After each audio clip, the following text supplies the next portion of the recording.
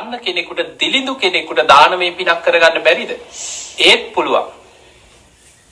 බුදුරජාණන් වහන්සේ වදාලා මතක තියාගන්න සතෙකුට කෑම ටිකක් දුන්නත් ආත්ම 100ක් උපෝපං ආත්ම භාව 100ක් ආයු වර්ණ සැප බල ප්‍රඥාදිය ලැබෙන ආනිසංස පහළ වෙන පිනක්.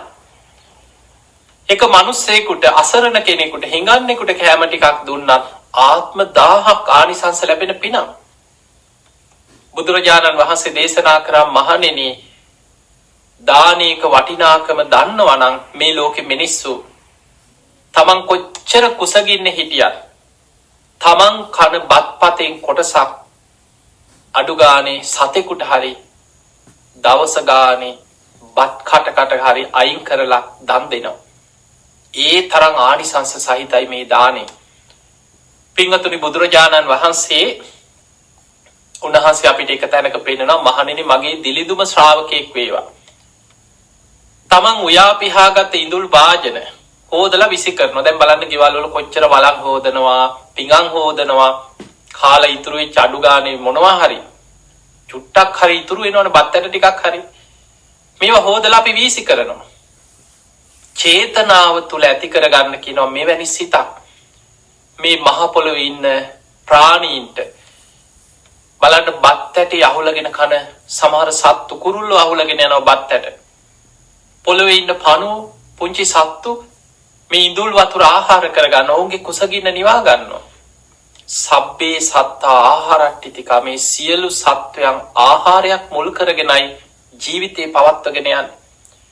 එතකොට අපි චේතනාව තුල හිතනවා මේ ආහාර දානේ මේ විසි කරන මේ ඉඳුල් වතුර ටික පවා මහ පොළොවේ ඉන්න සත්වයකට ප්‍රාණියෙකුට ආහාරයක් වේවා කියන මෛත්‍රී සිතේ ඉඳුල් වතුර ටික විසි කරත් බුදුරජාණන් වහන්සේ වදාලා ඒකත් දානමය පිනක් කියලා.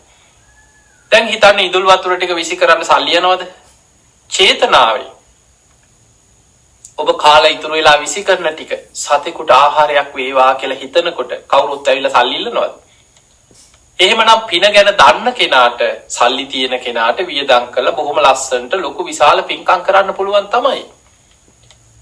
හැබැයි කෙනෙක් අපේ හිත මිල මුදල් නැහැ, බොහොම අගහිගකම්, බොහොම දුප්පත් කෙනෙක්, බොහොම අසරණ විදිහට ජීවත් වෙනවා. හැබැයි එයාටත් තමන්ගේ ප්‍රමාණයට තමන් පින ගැන දන්නවනම් දවස ගානේ ඕන තරම් පින් කරගන්න අවස්ථාව එයාටත් තියෙනවා.